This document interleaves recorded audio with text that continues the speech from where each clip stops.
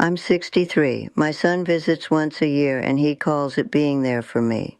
There is a particular kind of loneliness that has nothing to do with being alone and everything to do with being almost remembered. I am 63 years old, and once a year, on a Sunday afternoon, my son walks through my front door with a bag of groceries he didn't need to buy, stays for 2 hours, checks his phone the entire time, and leaves believing, genuinely believing, that he has done his duty as a son for the next 12 months. I've never told him what those 2 hours actually feel like from where I'm sitting. Tonight, I think it's time I finally say it out loud, even if he never hears it. I raised that boy alone for most of his childhood. His father left when he was 7, and I worked 2 jobs for almost a decade. So he could have the things other kids had. The school trips, the new shoes every fall, the birthday parties with the right kind of cake. I never once made him feel the weight of what that cost me. I didn't want him carrying guilt for something that was never his to carry. I wanted him to grow up light, unburdened, free to build a life far bigger than the one I had. And he did. He built a beautiful life.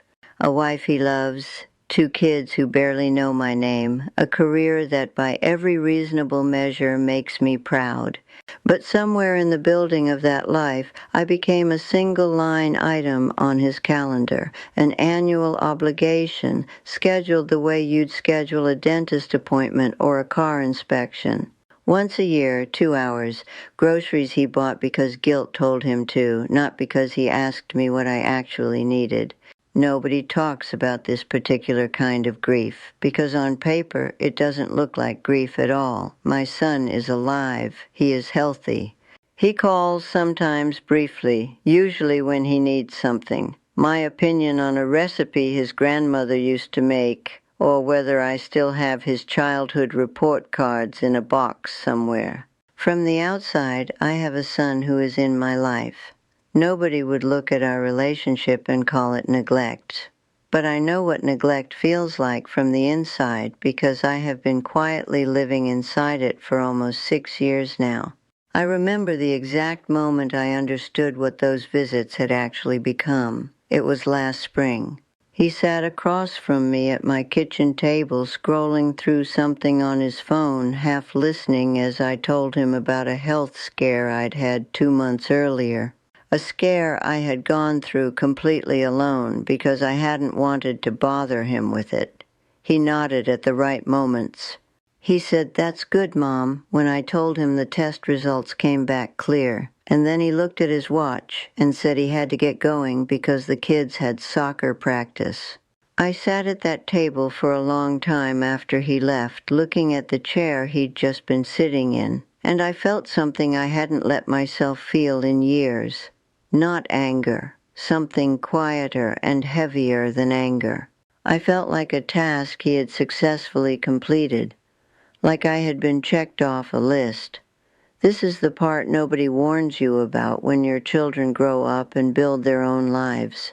We spend decades raising them to be independent, to need us less, to thrive without us. And then we are somehow surprised, almost ashamed, when they actually do exactly that.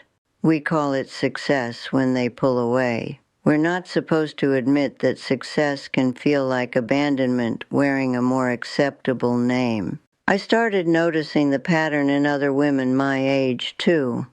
At the grocery store, at my doctor's office, in the waiting room of places where women in their 60s and 70s sit alone more often than anyone wants to admit. We talk about our children with a kind of forced brightness. "Oh, he's so busy, you know how it is." As if busyness is a complete and satisfying explanation for a phone call that hasn't come in 3 weeks. We have collectively agreed, without ever discussing it, to protect our children from the truth of how much we miss them, because we are terrified that the truth will sound like blame, and we would rather disappear quietly than risk being seen as a burden.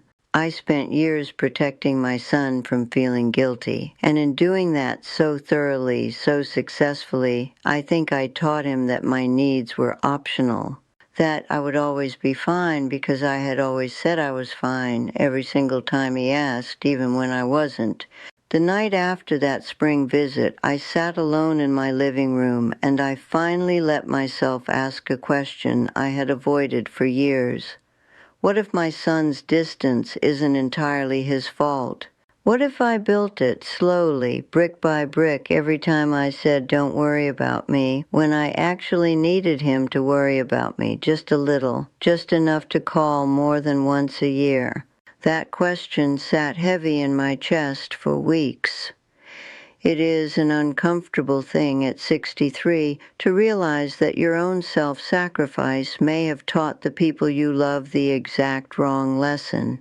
Not that you don't matter, but that you don't require attention to keep mattering. That you will simply continue existing steadily, dependably, without needing anything back.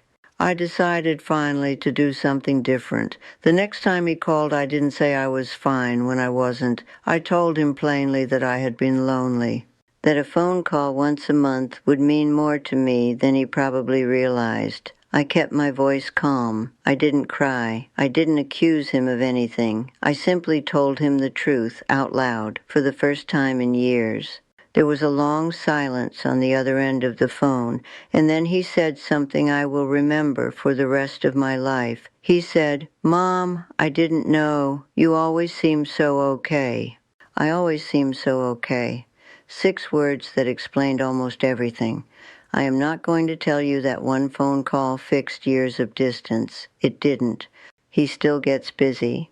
He still forgets sometimes. But something shifted after that conversation. He calls more now, not constantly, but enough that I no longer feel like an annual obligation on a calendar. Enough that I have started to believe slowly that the distance wasn't entirely his doing, and that I had more power to change it than I had ever allowed myself to believe.